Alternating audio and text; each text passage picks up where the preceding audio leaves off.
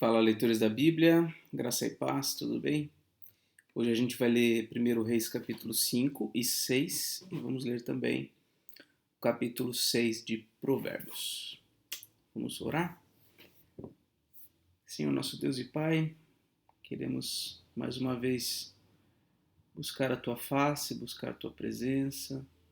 Queremos, ó Deus, Te conhecer mais, ó Deus, a Tua vontade e os Teus feitos ao longo da história. Então nos ensina, Senhor, nessa hora que vamos ler e refletir na Tua palavra. Por favor, ó Deus, obrigado, Pai, porque temos em Cristo Jesus a salvação, perdão dos nossos pecados. Em nome dele nós oramos. Amém. Então, capítulo 5 do primeiro livro dos Reis, nós temos aqui a aliança de Salomão com Hirão. Também Hirão, rei de Tiro, enviou os seus servos a Salomão, porque ouviu que Salomão havia sido ungido rei em lugar de seu pai. Acontece que Hirão sempre tinha sido amigo de Davi. Então Salomão enviou mensageiros a Hirão, dizendo: Você sabe que Davi, meu pai, não pôde edificar um templo ao nome do Senhor seu Deus, por causa das guerras em que se viu envolvido, até que o Senhor pôs os seus inimigos debaixo dos pés dele. Porém a mim, o Senhor meu Deus tem dado descanso de todos os lados. Não há nem inimigo, nem adversidade alguma. Por isso tenho a intenção de edificar um templo ao nome do Senhor meu Deus, como o Senhor falou a Davi meu pai, dizendo: O seu filho, que porém em seu lugar no seu trono, esse edificará uma casa ao meu nome. Agora, ordene que cortem cedros do Líbano para mim. Os meus servos estarão com os seus servos, e eu lhe pagarei o salário destes, segundo o que você determinar. Porque você bem sabe que entre o meu povo não há quem saiba cortar a madeira como os sidônios. Então nós vemos aqui uma relação internacional. As relações internacionais já aconteciam, né? No capítulo anterior, na leitura anterior, a gente viu ele fazendo uma aliança com o Egito e tomando como esposa a filha do rei do Egito. E aqui nós vemos Salomão se relacionando ali internacionalmente com Hirão, que era o rei de Tiro. E nessa conversa com o rei de Tiro, então, ele pede que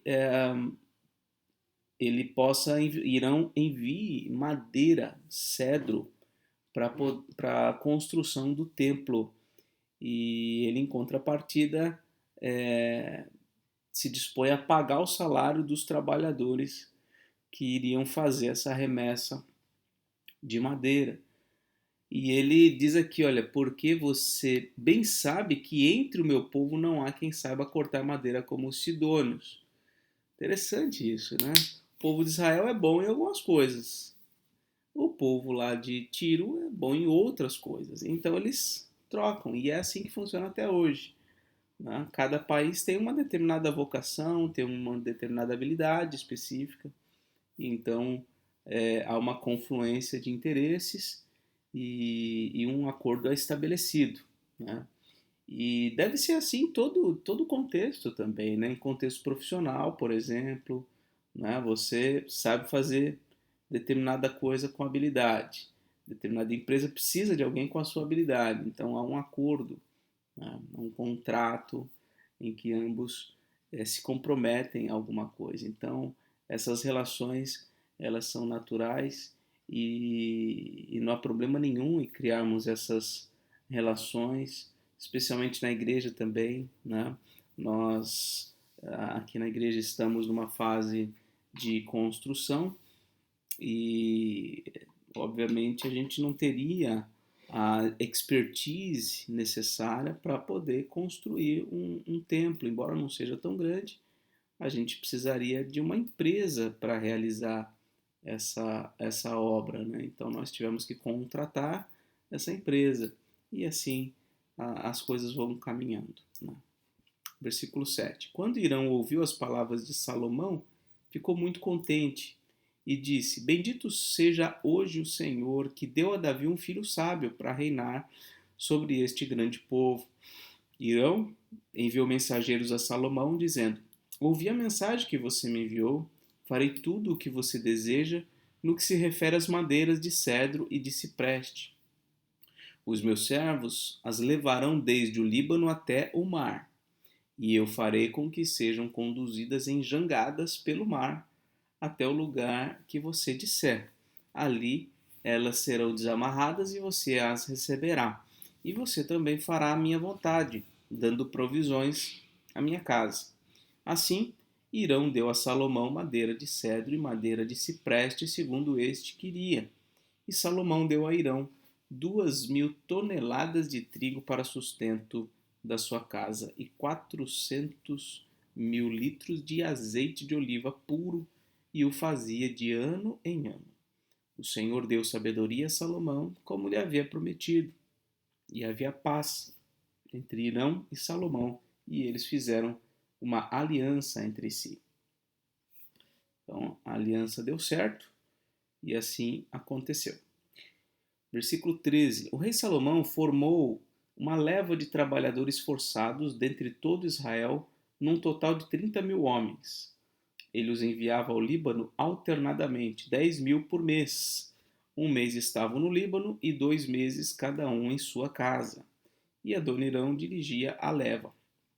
Salomão tinha também 70.000 que levavam as cargas e 80.000 que talhavam pedras nas montanhas, além dos chefes oficiais de Salomão, em número de 3.300, que dirigiam a obra e davam ordens ao povo que a executava. O rei mandou que trouxessem pedras grandes, pedras preciosas e pedras lavradas para os alicerces do templo. Os edificadores de Salomão e os de Irão e os giblitas cortaram as pedras e prepararam a madeira e as pedras para edificar o templo. Então tinham lá as pedreiras e eles então faziam os recortes, talhavam as pedras lá nesses locais. Então bastante gente envolvida aqui, né? 70.000 para isso, 80.000 para aquilo, 3.000 ali coordenando o trabalho. Uma grande obra. E agora o capítulo 6. No ano 480, depois que os filhos de Israel saíram do Egito, então veja, cerca de 400 a 430 anos, eles permaneceram no Egito, então passaram mais 480 anos, né, bastante tempo também, e aí então começa a construção, né? Ele diz aqui, no ano 480, depois que os filhos de Israel saíram do Egito, Salomão, no 4º ano do seu reinado sobre Israel, no mês de Ziv, que é o 2º mês, começou a edificar a casa do Senhor. Veja, 480 anos depois deles saírem do Egito, eles então vão ter agora um templo ao Senhor. Até então, quase 500 anos, a arca do Senhor esteve em tendas, né, ou em casas. Nunca teve até então uma própria casa, né, construída para essa finalidade. O templo que o rei Salomão edificou ao Senhor tinha 27 metros de comprimento, 9 de largura e 13,5 de altura. É mais ou menos o tempo que a gente vai ter aqui na Oceã, viu? O nosso terreno, ele tem 12 de largura por 24,5 de comprimento. Então, o prédio em si vai ter 9 de largura, porque tem que ter 1,5 m de cada lado nos corredores, né? Então ele vai ter 9, igual esse daqui, ó, 9 de largura. E aí, o terreno tem 24,5, então a gente vai ter que guardar o recuo frontal e traseiro. Então o prédio vai ter 18 metros. Então olha aqui, ó. O templo original tinha 27 metros de comprimento. O nosso aqui, né, o nosso templo vai ter 18. Então vai ser menor, o comprimento vai ser menor. E a altura, ele diz aqui, ó, 13 metros e meio de altura. A altura do nosso prédio vai ter em torno de 7, 8 metros de altura. Tá? Bom, o pórtico, a entrada do templo, media 9 metros no sentido da largura do lugar santo, contra 4,5 de fundo. Para o templo, fez janelas de ripas fixas superpostas. Contra a parede do templo, tanto do santuário como do Santo dos Santos, edificou andares ao redor e fez câmaras laterais ao redor. O andar de baixo tinha 2 metros e 25 de largura, o do meio 2 metros e 70 e o terceiro 3 metros e 10. Pela parte de fora do templo, ele fez reentrâncias para que as vigas não fossem introduzidas nas paredes. O templo foi construído com pedras, olha só que interessante, já preparadas nas pedreiras, de maneira que durante a construção não se ouviu nenhum barulho de martelo. Olha só. Trazendo aqui, né, estou fazendo comparativos aí com a nossa construção, a gente assinou um contrato com uma construtora que produz galpões em pré-moldado. Então, eles fabricam todas as colunas, os pilares, enfim, as paredes, inclusive, tudo lá na empresa deles. E então, com tudo montado, eles trazem até o terreno e montam. Né? Primeiro eles fabricam, aí eles vêm até o terreno e montam tudo lá. Claro que vai ter barulho, né? Mas as coisas não vão ser produzidas ali como numa construção convencional, assim como aqui. Né? Então não se ouviu nenhum barulho de martelo, machado ou qualquer outro instrumento de ferro. A porta da câmara do andar térreo ficava no lado sul do templo e por uma escada se subia ao segundo andar e deste ao terceiro. Tinham 3 andares, o nosso vai ter 2. Assim Salomão construiu o templo e o rematou, cobrindo-o com um tabuado de cedro. Os andares que edificou em volta do templo tinham 2 metros e 25 de altura cada um, e estavam ligados ao templo por meio de vigas de cedro. Então a palavra do Senhor veio a Salomão dizendo: quanto a este templo que você está edificando, se você andar nos meus estatutos, executar os meus juízos e guardar todos os meus mandamentos, andando neles, cumprirei para com você a minha palavra, a qual falei a Davi seu pai, e habitarei no meio dos filhos de Israel e não abandonarei o meu povo. Então, a construção do templo era algo importante, que simbolizaria então a presença de Deus no meio do seu povo, mas isso estava condicionado a um comportamento do rei e do povo. Eles deveriam andar nos caminhos do Senhor, executar os juízos do Senhor, guardar os mandamentos do Senhor, cumprir tudo direitinho, e Deus então também faria habitar o seu nome ali, ele próprio habitaria no meio dos filhos de Israel e não abandonaria o seu povo. Assim Salomão construiu o templo e o rematou. Também revestiu as paredes do templo por dentro com tábuas de cedro, desde o soalho até o teto, cobriu as paredes com madeira por dentro, e cobriu o piso do templo com tábuas de cipreste. Revestiu também os 9 metros dos fundos do templo com tábuas de cedro, desde o chão até o teto, e esse interior ele constituiu em santuário, a saber, o Santo dos Santos. O santo lugar no templo media 18 metros de comprimento. O cedro no templo, por dentro, era enfeitado com entalhes de frutos e flores abertas. Olha que interessante. Tinha uma certa decoração ali com esses entalhes nas madeiras, de frutos e flores abertas. Tudo era cedro, não se via nenhuma pedra. Então, tudo que se via era madeira, né? A pedra era revestida. No mais interior do templo, preparou o Santo dos Santos para nele colocar a arca da aliança do Senhor. O Santo dos Santos tinha 9 metros de comprimento, 9 de largura e 9 de altura. Olha só, um quadrado perfeito, né? Cobriu de ouro puro. Cobriu também de ouro o altar de cedro. Por dentro, Salomão revestiu o templo de ouro puro e fez passar correntes de ouro por dentro do Santo dos Santos, que também havia revestido de ouro. Olha só, era uma caixa, tudo revestido de madeira e toda essa madeira revestida de ouro. Olha só, o templo todo foi revestido de ouro. Então imagina a quantidade de ouro que não foi utilizado ali para isso. Assim revestiu de ouro todo o interior do templo e também todo o altar que estava diante do Santo dos Santos. No Santo dos Santos, Salomão fez 2 querubins de madeira de oliveira, cada um com 4,5 metros de altura.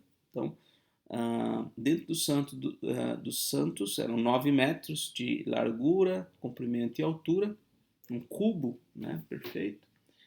E ali havia dentro 2 querubins, cada um de 4,5 metros de altura. Cada asa de um querubim media 2,25 metros. Portanto, de uma a outra extremidade de suas asas havia 4,5 metros. Assim, o outro querubim também era de 4,5 metros. Ambos os querubins tinham a mesma medida e a mesma forma.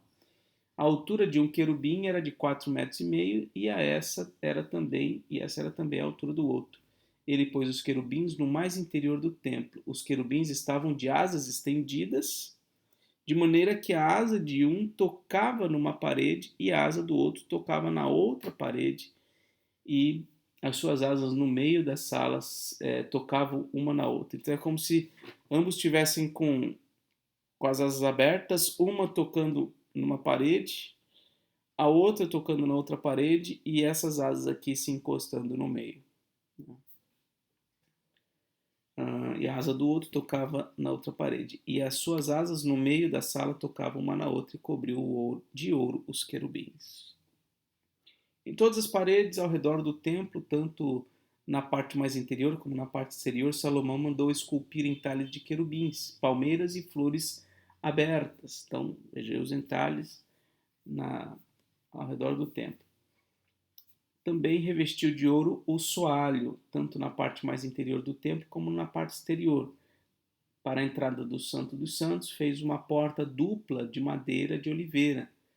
A verga com as ombreiras formavam uma porta pentagonal. Então, uma porta com 5 lados. Então, provavelmente aqui a base, né? As ombreiras e em cima provavelmente era assim, né? Então tinha aqui a base, um lado, 2, 3, 4, 5. Né? Então uma porta pentagonal, não era retangular como a gente está acostumado, né? Era assim, mais ou menos assim, tipo uma casinha, sabe? Cadê?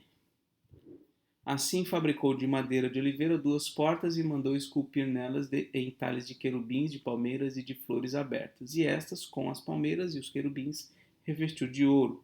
Para a entrada do santo lugar, fez batentes de madeira de oliveira. Entrada quadrilateral, cujas 2 portas eram de madeira de cipreste, e as 2 tábuas de cada porta eram dobradiças. E mandou esculpir nelas entalhes de querubins, de palmeiras e de flores abertas, e revestiu esses entalhes de ouro. Também edificou o átrio interior de 3 ordens de pedras cortadas e de uma ordem de vigas de cedro. No 4º ano, no mês de Ziv, foi lançado o fundamento da casa do Senhor. E no 11º ano, no mês de Bu, que é o 8º mês, o templo foi concluído com todas as suas dependências, tal como devia ser. Salomão levou 7 anos para edificá-lo. Então, bastante tempo aí para a construção de tudo isso. Ok? Muito bem, agora vamos à leitura de Provérbios 6.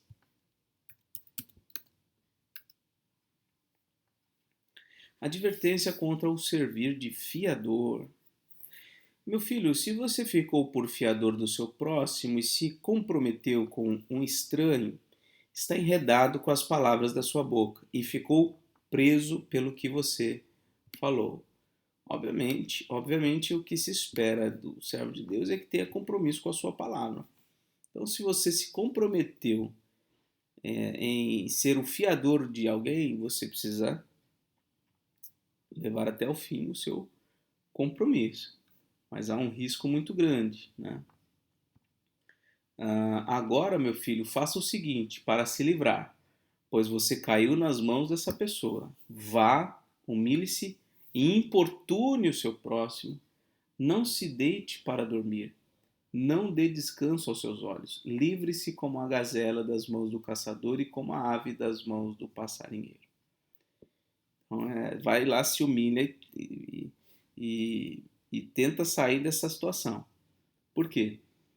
Porque você acabou assumindo a responsabilidade das dívidas que essa pessoa venha a contrair. Então, para a sua saúde financeira, para a saúde financeira da sua família e até para a própria saúde física e emocional de vocês, não sejam fiadores, né, de ninguém. É interessante, hoje em dia tem outros recursos, né? Nessa relação de aluguel, você precisa alugar um imóvel. Era muito comum no passado a questão do fiador. Ainda é comum também, ainda tem esse tipo de tratativa. Porém, hoje já se tem outras maneiras. Né? Você tem o cheque calção, que seria o depósito. Né? Você antecipa 3 meses de aluguel. Né? Esses 3 meses depois serão devolvidos para você, ou você ficará 3 meses sem pagar o aluguel lá no final, antes de você sair. Mas também tem uma outra forma, que é o seguro.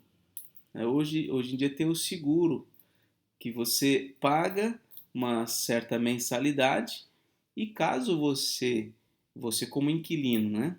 Você paga essa mensalidade durante um ano, não sei, e caso você tenha algum problema de não conseguir pagar o aluguel, esse seguro que você contratou e você pagou, ele vai assumir a sua dívida para com o proprietário da casa, né? Então tem outras maneiras de você resolver essa questão. Advertência contra a preguiça. O livro de Provérbios fala muito sobre a preguiça, muito mesmo. Vá ter com a formiga, ó preguiçoso. Observe os caminhos dela e seja sábio. Não tendo ela chefe, nem oficial, nem comandante, no verão prepara a sua comida, no tempo da colheita junto o seu mantimento. Ó preguiçoso, até quando vai ficar deitado? Quando se levantará do seu sono? Um pouco de sono, um breve cochilo, braços cruzados para descansar, e a sua pobreza virá como um ladrão. A miséria atacará cada um, atacará como um homem armado. Então a ideia é a seguinte: ele toma a formiga, que é um animal tão pequeno e tão frágil, como um exemplo. Porque as formigas, no tempo oportuno, no verão, enquanto elas podem trabalhar, elas acumulam o seu alimento. Para que possam, no período em que não dá para trabalhar, ter os recursos necessários. Então, esse é um exemplo para nós. É prudente que nós façamos uma reserva, tenhamos uma reserva de emergência, tenhamos recursos para quando chegar o período em que o trabalho não será mais possível, em que teremos dificuldade, talvez, de saúde. Então, é um princípio bíblico a gente se organizar financeiramente, a gente trabalhar e acumular algum recurso que possa ser utilizado no momento futuro em que nós não vamos conseguir ter o mesmo rendimento que podemos ter enquanto temos saúde. E muita gente que não se preocupou com isso ao longo da vida chega numa idade mais avançada e tem bastante dificuldade com isso, né? Por vezes, pagou apenas o seu INSS sobre um salário mínimo, ganha um salário mínimo de aposentadoria e acaba passando necessidade. As pessoas que hoje estão trabalhando não têm nenhuma garantia de que quando chegarem na idade de se aposentar vão ter como se aposentar. As regras estão ficando cada vez mais difíceis para poder se aposentar. Tempo atrás, o tempo mínimo de contribuição eram 180 meses, 15 anos de contribuição. E eu completei, algum tempo atrás, acho que menos de um ano atrás, eu completei 15 anos de contribuição. Né? Eu estava com essa cabeça, bom, qualquer coisa que acontecer eu já posso. Né? Pelo menos eu já garanti o período mínimo de contribuição, mas não é mais. Depois eu fui ver, alguém me comentou, acho que foi a Vera, comentou comigo. Agora são 30 e não sei se são 30 ou 35 anos de contribuição para poder se aposentar. Então, quer dizer, eu vou ter que contribuir o resto da minha vida até 60 e tantos anos para poder pensar em me aposentar. Então as coisas vão ficando complicadas. É importante que a gente, se possível, né, tenha alguma reserva para além do INSS, porque será importante no futuro. Claro que tem pessoas que não vão conseguir, tem muita gente que não vai conseguir. O seu rendimento não é suficiente nem para, às vezes, pagar o mínimo, né, das suas despesas. Então é uma outra realidade. Advertência contra a maldade. Perverso e vil é o que anda com a iniquidade na boca. Pisca os olhos, arrasta os pés e faz sinais com os dedos. No seu coração a perversidade. Está sempre planejando o mal e semeando discórdias. Por isso a sua destruição virá repentinamente. De um momento para o outro ficará irremediavelmente arruinado. 6 coisas o Senhor Deus odeia, e uma sétima sua alma detesta: olhos cheios de orgulho, língua mentirosa, mãos que derramam sangue inocente, coração que faz planos perversos, pés que se apressam a fazer o mal, testemunha falsa que profere mentiras e o que semeia discórdia entre os irmãos. Aqui muita gente vai se lascar, hein? Porque veja, a maldade não é só o que tem o ladrão, o homicida, não é só o violento ou os homens maus, não. É também este que semeia discórdia entre os irmãos. E aqui, olha que coisa, né? Ele diz aqui, ó, 6 coisas o Senhor Deus odeia, e uma sétima a sua alma detesta. Então, a semear discórdia entre os irmãos, Deus não só odeia, a sua alma detesta. E muita gente, embora não tenha aqui, né, não derrame sangue inocente, não faça planos perversos, né, não se apressam a fazer o mal, acabam semeando discórdia entre irmãos. Isso aqui é muito sério. Advertência contra o adultério. Meu filho, guarde o mandamento de seu pai, não abandone a instrução de sua mãe, tenha-os sempre amarrados ao seu coração, pendure-os no seu pescoço. Quando você andar, essa instrução o guiará. Quando você se deitar, essa instrução o guardará, o protegerá. Quando acordar, essa instrução falará com você. Porque o mandamento é lâmpada e a instrução é luz, e as repreensões da disciplina são o caminho da vida. Eles o protegerão da mulher perversa e das lisonjas da mulher estranha. Não cobice no coração a sua formosura. Não se deixe seduzir pelo seu olhar. O máximo que se paga por uma prostituta é um pedaço de pão, mas a adúltera anda à caça de uma vida preciosa. Quer dizer, ele está falando que é pior a mulher adúltera do que a prostituta. Prostituta, o homem vai e paga né, um valor. Agora, a mulher adúltera, ela anda à caça de uma vida preciosa. É gente que adultera, é gente que, é, que se enlaça com um homem casado ou com uma mulher casada a fim de extrair tudo que puder. É como fazer, matar sem tirar a vida, né? A experiência de muita gente que se deixou levar por adultério é assim. Poderá alguém carregar fogo no colo sem que as suas roupas se incendeiem? Olha só o que ele está dizendo aqui. Será que é possível você carregar fogo sem que as suas roupas se incendeiem? Ou alguém andará, ou andará alguém sobre brasas sem que os pés se queimem? É possível? É possível você carregar fogo sem queimar sua roupa? É possível você andar sobre brasas sem queimar os seus pés?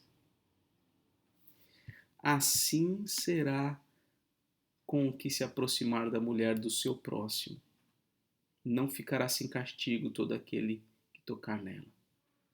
Não vai, não vai ficar sem se queimar, sem se prejudicar grandemente. Não se despreza o ladrão quando o faminto rouba para matar a fome, pois este, ao ser apanhado, pagará 7 vezes tanto, entregará todos os bens de sua casa. Quem comete adultério não tem juízo. Só mesmo quem quer arruinar-se é que pratica tal coisa. Olha só como o adultério, né, causa um mal terrível na vida da pessoa. Achará açoites e desonra, e a sua vergonha nunca passará. Hoje parece tão banal, né? O adultério, a traição, mas diante de Deus é algo vergonhoso. Porque o ciúme desperta o furor do marido. Ele não terá compaixão no dia da vingança. Não se acometerá, não se contentará com o resgate, nem aceitará presentes, ainda que sejam muitos. Então, mais um capítulo de Provérbios para nossa conta. Então, vamos fazer aqui a marcação. Esqueci de fazer ontem, mas aqui já está. Estamos completando aqui, ok? Deus te abençoe, um forte abraço e até mais, se Deus quiser.